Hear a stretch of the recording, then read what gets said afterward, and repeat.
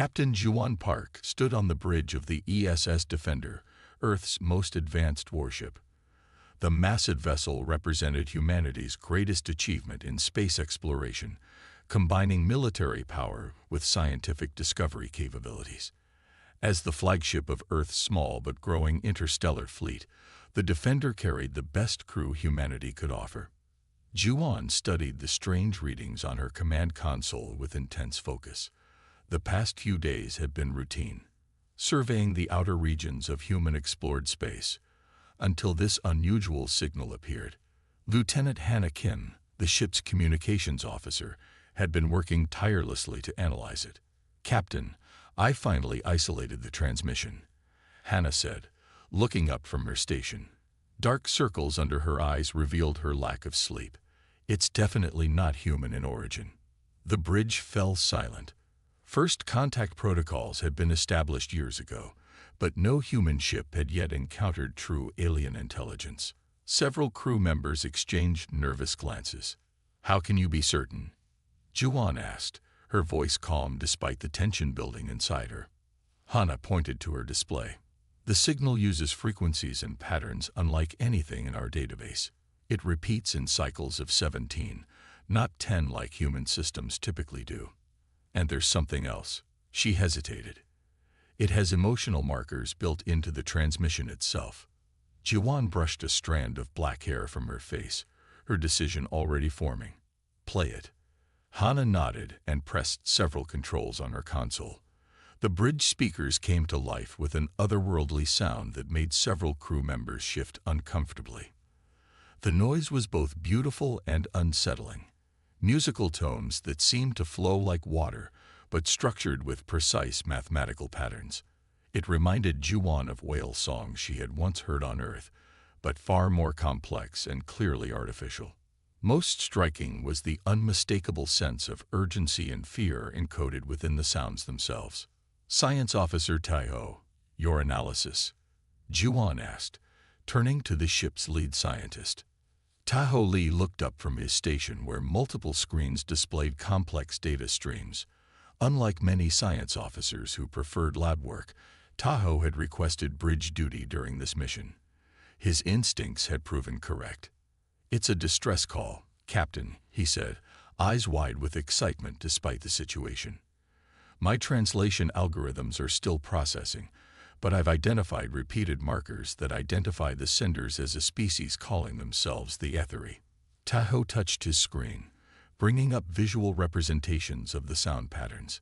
"They're under attack by something they call the Void Swarm. From what I can determine, it's a serious threat, possibly extinction level." The bridge grew even quieter. The implications were enormous. Not only confirmation of intelligent alien life, but two different species, one apparently threatening the other's existence.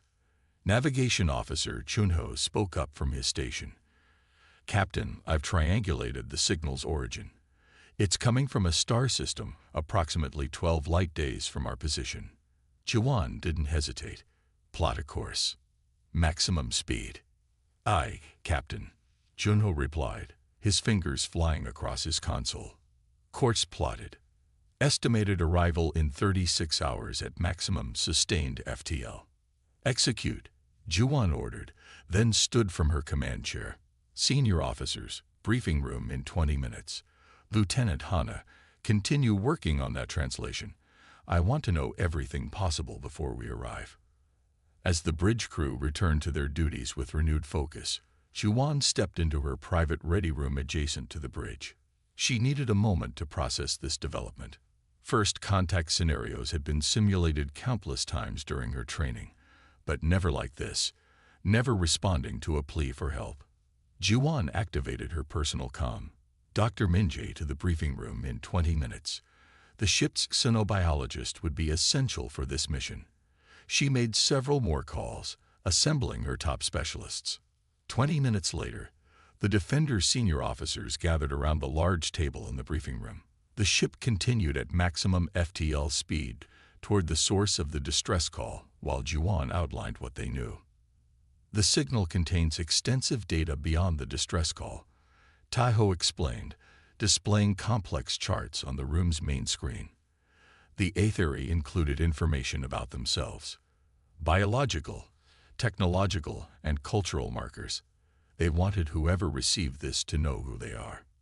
Could it be a trap? Asked Security Chief Suman, her face set in a perpetual frown.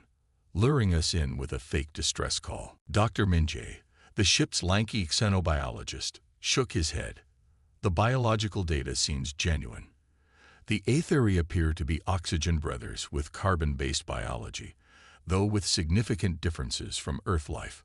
Why include such detailed information if the goal is simply to trap us? More importantly, Tahoe added, the signal contains markers suggesting they've been observing humanity for some time. They specifically targeted this message to be recognizable to humans. This revelation sent a ripple of unease through the room. Strategic Officer Dongwon, who had remained silent until now, finally spoke up.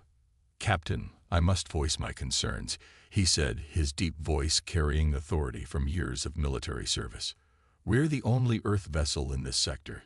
If we engage with an unknown hostile force, we risk not only this ship but potentially exposing Earth to a new threat. First contact protocols recommend caution and observation before intervention." Several officers nodded in agreement. Juan understood their concerns. The ESS Defender carried the most advanced weapon systems humanity had developed, but they had never been tested against alien technology. They were heading into completely unknown territory. "Your concerns are noted, Officer Dongwon," Juan replied firmly. "But this isn't just first contact. It's a distress call." She looked around the table, meeting each officer's eyes. "Throughout human history, we've established one principle above all others when venturing into dangerous territory. We answer distress calls. It's what humans do." She stood up and walked to the display showing the aetheri signal patterns. These beings reached out across space asking for help. They're facing extinction. If we ignore that call, what does that say about humanity's place among the stars? Medical Officer Yuri spoke up. "Captain's right. Our medical oaths extend to all life forms. If they're suffering, we have a duty to help if we can. We proceed with caution," Juan continued. "Full defensive posture upon arrival. But we will answer this call." She turned to Dr. Minjay. "I want first contact protocols ready. Tahoe, continue refining that translation. Dongwon, prepare defensive scenarios." Dismissed. As the officers filed out, Juan remained behind, studying the alien transmission. The fate of the ESS Defender, and possibly Earth's first steps into the galactic community, now rested on her decisions. Her superiors had chosen her to command Earth's flagship because of her balanced approach to exploration and security. Now that judgment would be tested. The sound of the aetheri distress call still echoed in her mind. Beautiful, alien, and desperate. Whatever waited for them at the end of this journey, Juan knew humanity would face it as they had faced all great challenges, with courage, compassion, and unwavering resolve. The ESS Defender dropped out of FTL speed with a flash of light, its massive engines powering down as the ship entered normal space. On the bridge, the crew stared in silent awe at the view on the main screen. Before them hung a planet that might once have been beautiful.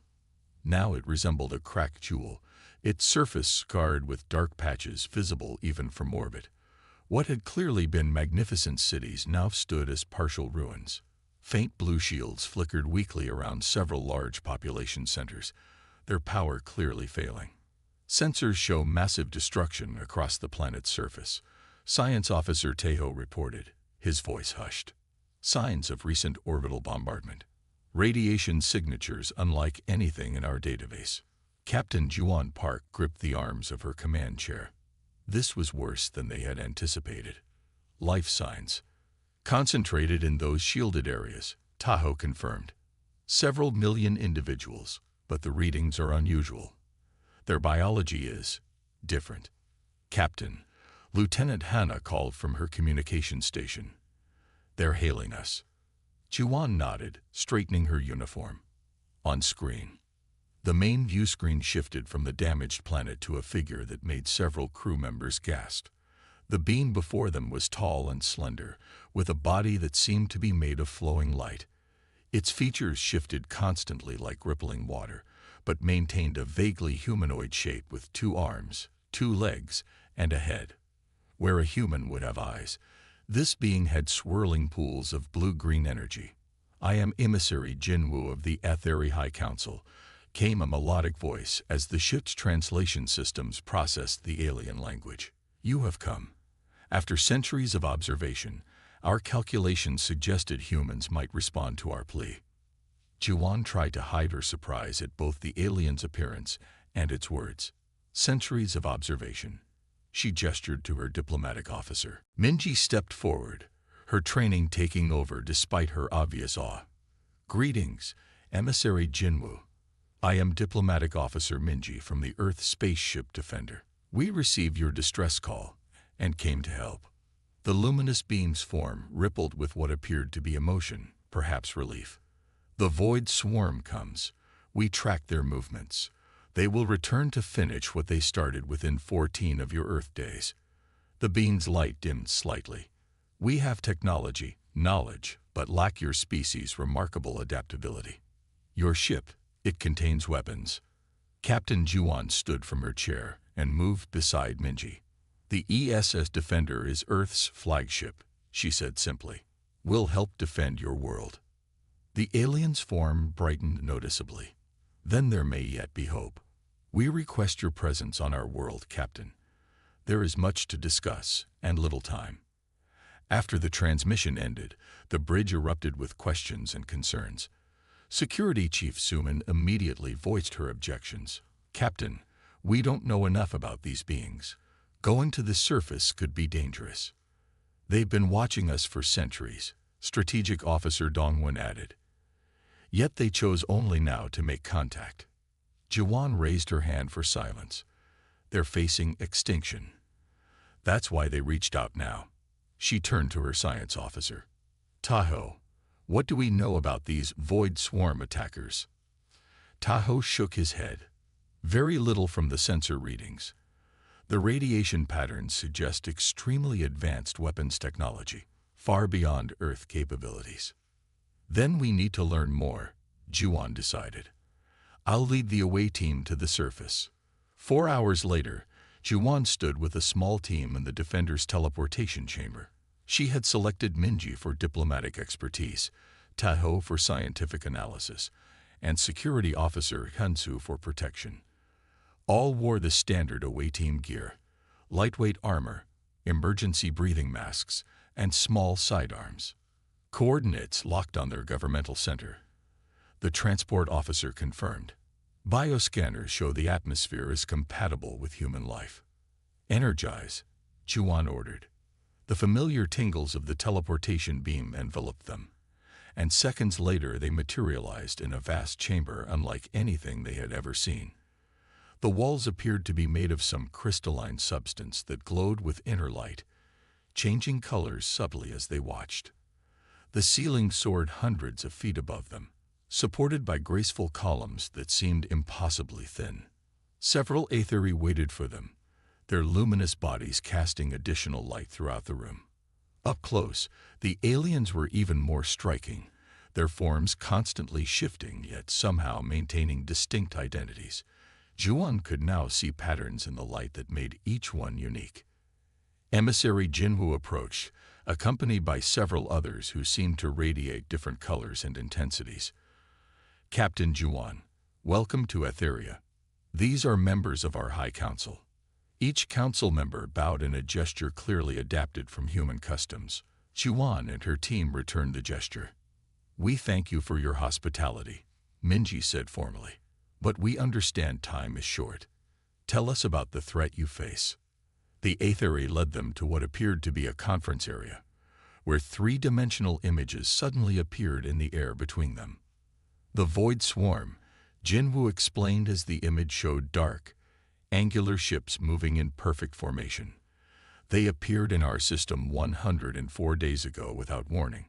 We had no defense prepared. Our society has been peaceful for millennia." The images shifted to show the attack. Dozens of black ships raining destruction on the beautiful Etheri cities. The buildings, which appeared to be made of the same crystalline material as this chamber, shattered under the assault. Why did they attack you? Hansu asked, his security training evident in his directness. They consume, another council member answered, her voice deeper than Jinwu's. Resources, technology, energy, all are taken. They do not communicate or negotiate. They simply take. Tahoe studied the images with scientific fascination. Your defenses. The shields we observed from orbit. Hastily created, Jinwu admitted. We are scientists, philosophers, artists, not warriors. We had theoretical knowledge of protective technology, but had never needed to implement it.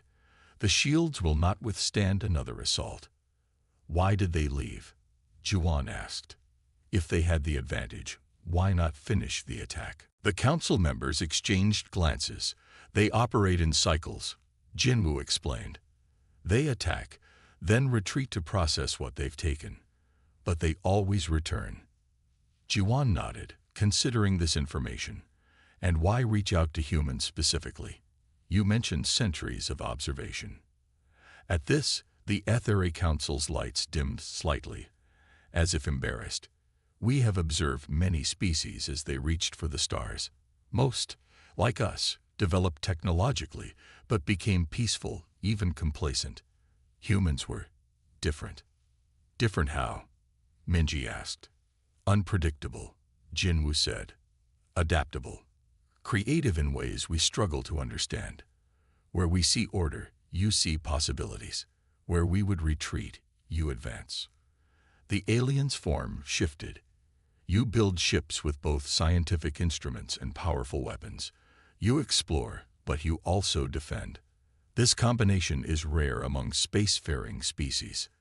Juan considered this carefully, understanding the implications. You need our help because we still remember how to fight. Yes, Jinwu admitted. Our calculations gave humans the highest probability of responding to our distress call with aid, rather than exploitation or indifference. And you have come, just as we hoped. Tahoe stepped forward eagerly. Your technology, even damage, it's clearly advanced beyond our own. Perhaps in exchange. Your knowledge for our military assistance. That is our hope, Jinwu confirmed. We have already prepared information transfers for your ship. Our technology in energy manipulation, material science, and biological enhancement could benefit humanity for centuries to come.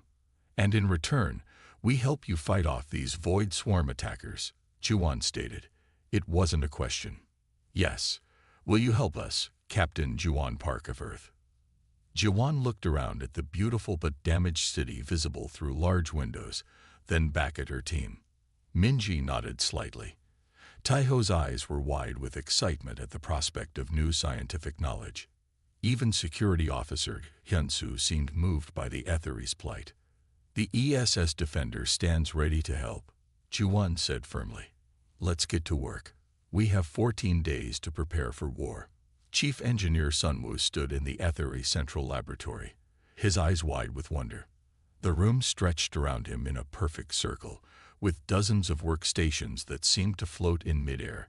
Etheri scientists moved gracefully between these stations, their glowing bodies casting shifting patterns of light across the polished floor. This power conversion efficiency is incredible, Sunwoo whispered as he examined a small device no larger than his palm. It hummed softly, generating enough energy to power an entire deck of the Defender. If we integrate this with our weapons systems.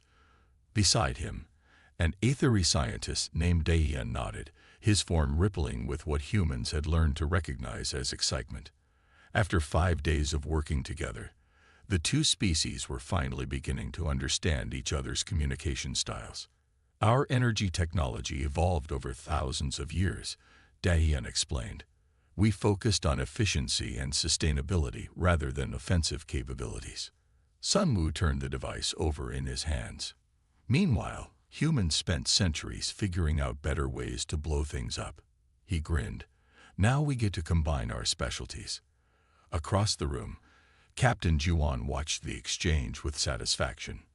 The past 5 days had been a whirlwind of activity as both sides raced against time. The void swarm would return in just 9 more days according to Ethery calculations.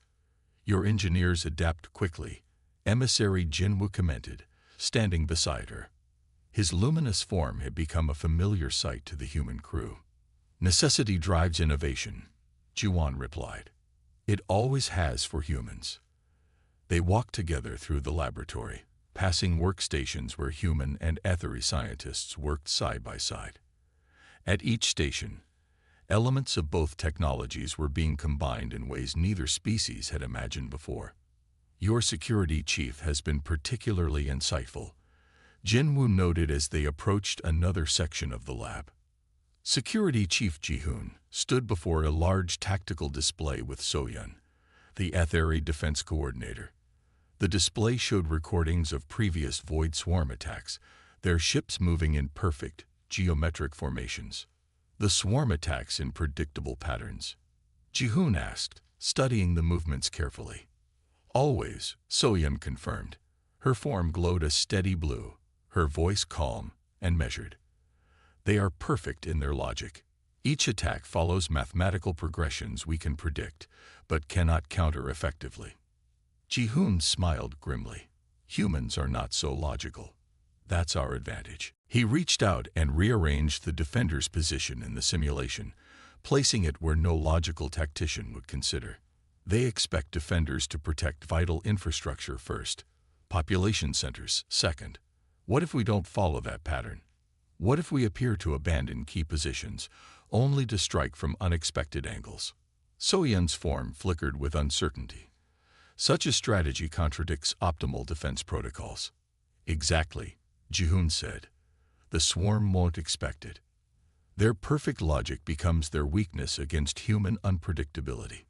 Ji-won and Jinwoo continued their tour, moving to a medical section where Dr. Yuri worked with Ethery biologists. They had discovered fascinating differences between human and Ethery physiology. The Ethery bodies were composed of organized energy within a containment field that they generated naturally. Captain. Science Officer Taeho called out, rushing toward them from another section of the laboratory. His face was flushed with excitement. We've made a critical discovery. Taeho led them to his workstation where complex neural pattern displays flickered across screens. We were studying void swarm communication patterns from the data the Ethery collected. Look what happens when we introduce human neural patterns. He pressed a button, and the ordered patterns on the screen suddenly dissolved into chaos. Human neural patterns create disruption in the swarm's communication network, Taeho explained, pointing to the display. Our brains work differently, more chaotically, more creatively. This electromagnetic signature actually interferes with their hive-mind connection. Ji-won's eyes widened as she understood the implications. Then we have a chance, if we can amplify this effect. Exactly. Taeho nodded enthusiastically. We're already working on a device that could broadcast human neural patterns on a large scale. It could disrupt their coordination during battle. Emissary Jinwoo's form brightened considerably. This is why we hoped humans would answer our call. You see solutions where we see only problems. Over the next few days, work continued at a frantic pace. In the ship's hangar bay, human engineers were modifying the Defender's shuttlecraft with Ethery energy technology, turning them into small but powerful attack vessels. Weapon systems that once drained massive power were now twice as effective at half the energy cost. The Ethery watched in fascination as the humans worked, arguing, laughing, improvising. Their chaotic energy unlike anything the aliens had witnessed before. Where Ethery worked methodically and in silence, humans shouted ideas across rooms, sketched plans on any available surface, and sometimes vehemently disagreed before finding better solutions together. They argue constantly, one Ethery scientist named Minseo observed to Jinwoo. Yet they produce results faster than we ever could. Jinwoo's form pulsed in agreement. Their chaos generates creativity. It is their greatest strength. In the command center, Captain Juan met with her senior officers to review their battle plan. The large table displayed a holographic map of the Aetheri system, with projected void swarm entry points marked in red. The neural disruptor will be our primary advantage, Tahoe explained to the group. But its range is limited. We'll need to get close to their command vessels. That's where our modified shuttles come in, Sunwoo added. They're faster and more maneuverable than anything we've built before. The Aetheri shielding technology makes them nearly invisible to sensors. Strategic Officer Dongwon looked skeptical. We're still outnumbered at least 20-1 based on previous attack patterns. Numbers aren't everything, Security Chief Ji-hoon countered. The swarm has never encountered human battle tactics. They won't expect our level of improvisation. Lieutenant Hana, who had been quietly working with Aetheri communications experts, spoke up. We've also developed a way to feed false information into their network. If the neural disruptor works, we can transmit conflicting orders to their ships. Juan nodded, impressed with her crew's innovations. What about the Aetheri population centers? Their shields won't hold against another full attack. That's our biggest concern, Minji admitted. We can't defend all 7 remaining cities simultaneously. Juan studied the map thoughtfully. Then we don't try to. We consolidate. Move everyone to the 3 largest shield generators. Combine power from the abandoned shields to strengthen the remaining ones. The Aetheri Council may resist, Minji warned. They're very attached to their ancestral cities. Then make them understand, Juan said firmly. This is survival, not sentiment. Later that evening, Juan stood on a balcony overlooking the largest Aetheri city. Unlike human cities with their rigid structures, Aetheri architecture flowed like their bodies, buildings rising in graceful curves that seemed to defy gravity. Even damaged by the previous attack, it was breathtakingly beautiful. Emissary Jinwoo joined her, his light dimmer than usual, suggesting fatigue or worry. Your council agreed to the evacuation plan? Juan asked. Yes, Jinwoo confirmed, though with great reluctance. Some of those cities have stood for thousands of years. They can be rebuilt, Juan said gently, if we survive. Jinwoo's form brightened slightly. Before you came, survival seemed impossible. Now there is hope. He paused, his light shifting to a deeper blue. Whatever happens, Captain Juan, know that the Aetheri will remember Earth's response to our call. You did not hesitate to help strangers across the stars. Juan nodded, watching the sun set over the alien horizon, painting the crystal buildings in gold and purple light. In less than a week, this beautiful world would become a battlefield. The ESS Defender, Earth's flagship, would face an enemy unlike anything humans had encountered before. But they would not face it alone. Human and Aetheri, 2 vastly different species, had formed an alliance that combined the best qualities of both. Together, they had a chance, perhaps their only chance, against the approaching void swarm. The alarm sounded throughout the ESS Defender, its urgent wail pulling crew members from uneasy sleep to battle stations. Captain Juan Park rushed onto the bridge, her uniform hastily fastened, to find her night crew already at their posts. Report, she demanded, sliding into her command chair. Lieutenant Hana's fingers flew across her communications panel. Her voice cut through the tension on the bridge. Swarm vessels entering the system. Massive energy signatures at the outer boundary. They're earlier than predicted. Tactical displays lit up across the bridge as the enemy fleet materialized from FTL travel. The black ships of the Void Swarm emerged in perfect formation.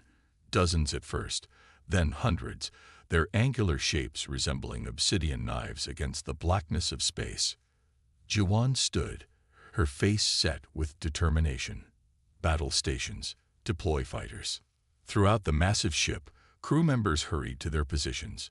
In the launch bay, pilots climbed into modified shuttlecraft, their engines humming with Aetheri power technology. Chief Engineer Sunwoo gave final instructions through their communication system. Remember, these aren't the fighters you trained in, he warned. They're twice as responsive and 3 times as powerful. Don't overcorrect. On the planet below, the Aetheri washed from their 3 remaining cities, huddled behind strengthened shields. The evacuation had been completed just hours earlier, leaving 4 of their ancient cities abandoned but their populations safer behind the reinforced defenses. The ESA Defender moved away from its orbital position, engines flaring as it accelerated toward the approaching enemy.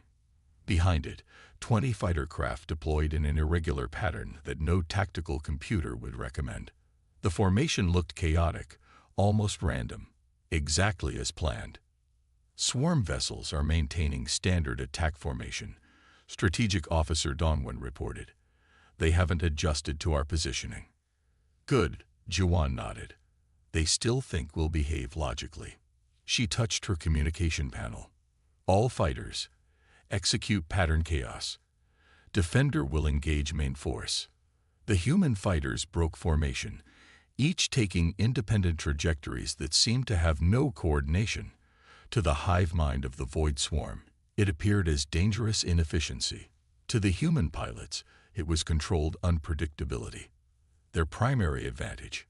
The ESS Defender moved like a dancer among the stars, its enhanced engines allowing maneuvers that should have been impossible for a vessel of its size. The swarm's perfect calculations failed to predict the flagship's movements as it accelerated directly toward the center of their formation. Weapons range in 30 seconds, Security Chief Jihoon announced from tactical control. Energy levels at maximum. Jiwan leaned forward in her chair. Target their lead vessels and fire at will. The Defender's newly enhanced weapon systems came to life, streams of energy tearing through space. Where once the ship's weapons would have depleted its reserves quickly, the Aetheri power conversion technology kept them firing at full strength. The first wave of swarm attackers disappeared in brilliant explosions. On the view screen, the fighter craft darted between larger enemy vessels, their erratic movements making them nearly impossible to target. Each fighter struck at the swarm ship's vulnerable points, identified through careful study of previous battle recordings. It's working, Tahoe exclaimed, watching the sensor readings. The swarm's formation is breaking down. They can't maintain their attack patterns against our unpredictability. For several minutes, the battle seemed to tilt in humanity's favor. The bridge crew allowed themselves cautious smiles as enemy vessels continued to fall to their enhanced weaponry. Then the tide turned. Captain, the swarm is adapting, Dongwon warned, his voice tense. They're adjusting their algorithms to account for our random patterns. On the tactical display, the black ships began to move differently, breaking their perfect formations to counter the human attacks. 3 fighters disappeared from the screen in quick succession as they were caught in overlapping enemy fire. Recall fighters to defensive positions, Juwan ordered. Concentrate our fire on their flagship. The massive swarm command vessel had remained in the rear of the formation until now. As the battle shifted, it moved forward, its size dwarfing even the Defender. Energy readings from the vessel spiked dramatically. Massive energy surge building in the lead vessel, Tahoe shouted, eyes fixed on his console. They're charging their main weapon. Juwan's tactical display showed the projected path of the energy weapon. They're targeting the Aetheri capital. She realized, seeing that the weapon would bypass their battle entirely and strike at the planet's largest remaining city. Intercept course, maximum speed, Juwan ordered without hesitation. Navigation Officer Chunho looked up in shock. Captain, if we position ourselves in that weapon's path. I know the risks, Juwan cut him off. Position us between them and the planet. Captain, Hana began, her face pale. Do it, Juwan said firmly, her voice leaving no room for argument. The Defender's engines flared as it abandoned its offensive position, racing to place itself between the swarm flagship and the Aetheri homeworld. The crew worked frantically, diverting power to forward shields. 5 seconds to weapon discharge. Jihoon counted down. 4, 3, 2. All hands brace for impact, Juwan shouted. The swarm weapon fired, a massive beam of concentrated energy that streaked across space toward the planet. Instead, it struck the Defender's reinforced shields, The entire ship shuddered violently. Consoles exploded across the bridge, throwing crew members from their stations. Emergency lights flashed as primary power failed. Jiwan picked herself up from the floor where she'd been thrown. Blood trickled from a cut on her forehead. Damage report. Engineering reports flooded in from all decks. The Defender had survived, but barely. Systems failed across the ship as energy surges overloaded circuits despite the Aetheri improvements. Shields at 12%. Jihoon reported grimly. Weapons offline. Life support functioning on emergency power. The Aetheri city, Jiwan demanded. Tahoe checked his sensors. Intact. Their shields held. The victory was short-lived. On the tactical display, the swarm vessels regrouped, preparing for another attack. With the Defender crippled, there would be no stopping the next assault. They're coming around for another pass, Dongwon warned. Meanwhile, far from the main battle, Lieutenant Kyung-ho led a small infiltration team in one of the Aetheri-enhanced shuttles. Their mission had been planned as a desperate last resort: to approach the swarm command node undetected and deploy the neural disruptor device.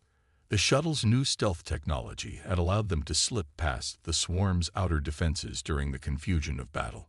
Now they hovered near the massive flagship, watching as it prepared to fire again on the Defender. Inside the cramped shuttle, Kyung-ho looked at his team: 2 human engineers and an Aetheri scientist named Jin-young, whose luminous form was dimmed to avoid detection. The Defender won't survive another hit, Engineer Minna said quietly, watching the tactical display. Kyung-ho nodded grimly. Then we have no choice. He checked the neural disruptor device, a small cylinder containing recordings of human brain patterns, amplified and modified to broadcast on frequencies that would disrupt the swarm's hive mind connection. The device must be placed directly on their central processing node, Jin-young reminded them. Our scans indicate it's here. He pointed to a section near the center of the massive vessel. That means we have to dock with the swarm flagship, Kyung-ho said, without being detected. The team exchanged solemn looks. The mission had always been considered near suicide, but now it was their only option. For Earth and Aetheria, Kyung-ho said simply, guiding the shuttle toward a maintenance port they had identified on the swarm vessel. As the shuttle made its approach, Kyung-ho activated his communication link to the Defender. Captain, Infiltration Team Alpha approaching target. Preparing for neural disruptor deployment. Through static and interference, Jiwan's voice came through. Understood, Lieutenant. The Defender will create a diversion. Good luck. Despite its damaged state, the ESS Defender fired its remaining operational thrusters, moving to engage the swarm vessels once more. The brave action drew attention away from the small shuttle as it docked with the enemy flagship.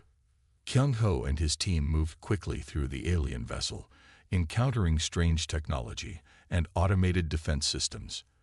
The swarm ships appeared to have no crew, only machines controlled by the central hive mind. Finally, they reached the central chamber where pulsing energy indicated the location of the command node. As automated defenses activated around them, Kyung-ho reached for the neural disruptor. Now or never, he whispered, activating the device. The neural disruptor hummed to life, broadcasting chaotic human thought patterns throughout the swarm network. For a moment, nothing seemed to happen. Then, throughout the enemy fleet, confusion spread like wildfire. The gentle hum of repair tools filled the air as Captain Jiwan Park stood at the large observation window of Deck 12. 3 weeks had passed since the battle against the Void Swarm. The ESS Defender floated in orbit above the Aetheri homeworld, its hull still bearing the scars of combat. Outside, repair crews in spacesuits worked methodically to fix the ship's damaged exterior. Some were human crew members, while others were Aetheri technicians, their luminous bodies glowing even through their special work suits. Jiwan's reflection in the window showed a tired woman. Dark circles remained under her eyes, and a healing cut crossed her forehead where she had been injured during the battle. But there was also pride in her stance as she watched the repairs progressing. The neural disruptor had worked better than anyone had expected. When Lieutenant Kyung-ho activated the device in the heart of the swarm flagship, the effect had been immediate and devastating. The perfect coordination of the enemy fleet collapsed into chaos. Ships collided with each other, weapons fired randomly, and defensive systems failed. The remaining human fighters had seized the opportunity, targeting key systems across the confused fleet. Most importantly, the command ship itself had shut down completely, its central intelligence unable to process the chaotic human neural patterns flooding its network. The Void Swarm, for the first time in its known history, had retreated in disarray. Kyung-ho and his team had barely escaped the command ship before it went offline. Their shuttle, damaged during the escape, had limped back to the Defender, where they received a hero's welcome despite their injuries. "Captain," a soft voice called, interrupting Ji-won's thoughts. She turned to see diplomatic officer Minji approaching, her uniform crisp and perfect as always. Unlike most of the crew, Minji somehow managed to look fresh and composed even after the past 3 weeks of intense activity. "The Etheri Council wishes to present you and the crew with their highest honor," Minji announced with a smile. "The Celestial Light, awarded only 5 times in their entire history. They want to hold a formal ceremony tomorrow." Ji-won smiled slightly. "Tell them the alliance between our peoples is honor enough." Minji chuckled. "I already tried that. They insist. Apparently, refusing would be considered disrespectful to their traditions." She moved to stand beside her captain at the window.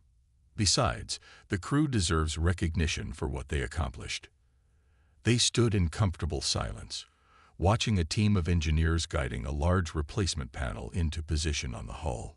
Human and Etheri worked together seamlessly now, their initial awkwardness replaced by mutual respect and even friendship. "Earth Central Command is sending a diplomatic fleet," Minji added after a moment.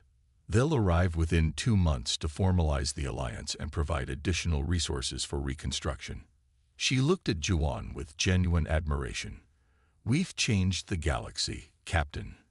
Ji-won considered this. When the Defender had first detected the Etheri distress signal, none of them could have imagined how dramatically their mission would expand. Humanity had made first contact with not 1 but 2 alien species, fought an interstellar battle, and established what would likely become their most important alliance in space. "How is the planet's reconstruction going?" Ji-won asked, changing the subject. "Better than expected," Minji replied. "The Etheri are returning to their abandoned cities now that the threat is gone. With our help, they've already restored power to 2 of them. Chief Engineer Sunwoo says the combined human-Etheri technology is creating better infrastructure than either of us had before." Ji-won nodded, satisfied. "And the data on the Void Swarm? Science Officer Taeho and his Etheri counterparts are still analyzing everything we learned. They believe the swarm will eventually recover from the neural disruption, but it will take them time to adapt their hive mind against our technique." Minji's expression grew more serious. "They're already working on more advanced versions of the disruptor for the next encounter." "There will be a next time," Ji-won said with certainty. It wasn't a question. "Most likely. But next time, we'll be better prepared. And we won't be alone." Minji gestured to the planet below. "The Etheri are already discussing converting some of their scientific facilities to defense production. With their technology and our tactical experience." She didn't need to finish the thought. The combined strength of humans and Etheri would present a much more formidable defense. A small shuttlecraft passed by the observation window, heading toward the planet's surface. It carried Lieutenant Kyung-ho and his team for a well-deserved shore leave. The young officer had become something of a celebrity among both humans and Etheri for his bravery during the mission. "I received Kyung-ho's report this morning," Ji-won said. "He's formally requesting a permanent posting as liaison to the Etheri Defense Force they're establishing." "He'd be perfect for it," Minji agreed. Several other crew members have made similar requests, and many Etheri have expressed interest in serving aboard Earth vessels. Ji-won smiled more fully this time. "An exchange program. I think Earth Central will approve." They were interrupted by the arrival of emissary Jinwoo, whose luminous form had become a familiar sight aboard the Defender. The ethery diplomat approached with the flowing movement characteristic of his species. "Captain Juan," he greeted her. "I hope I am not interrupting." "Not at all, emissary," Juan replied warmly. "How can I help you?" "I wish to show you something, if you would accompany me to the surface," Jinwoo said. "It is a surprise." An hour later, Juan found herself standing in the central plaza of the ethery capital city.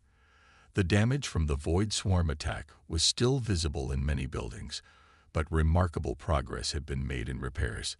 Ethery moved through the streets, their bodies glowing with brighter light than when the Defender had first arrived. A sign of improved morale, she had learned. Jinwoo led her to a large clearing where dozens of ethery workers were busy constructing something massive. As they approached, Juan realized it was a monument, and her breath caught when she recognized the shape taking form. It was the ESS Defender, rendered in the crystal-like material the Aetheri used for their most important structures. The monument would be enormous when completed, at least 50 meters long. On the Aetheri homeworld, a new monument is being constructed, Jinwoo explained formally. A representation of the ESS Defender, the ship that came when all hope seemed lost, carrying the most unexpected and remarkable allies in the galaxy. Juan stared at the partially completed monument, momentarily at a loss for words. The crystal structure caught the sunlight, sending rainbow patterns across the plaza. "The monument will serve as both a memorial and a promise," Jinwoo continued, "a reminder of what we can accomplish together." Around the construction site, human crew members on shore leave had gathered to watch, pointing and taking pictures. Several called out greetings to their captain. Nearby, ethery children, smaller, brighter versions of the adults, played a game that seemed to involve mimicking the movements of the Earth ship during battle. "This is unnecessary, but very touching," Juan finally said, emotion making her voice slightly rough. "Why did you come, Captain?"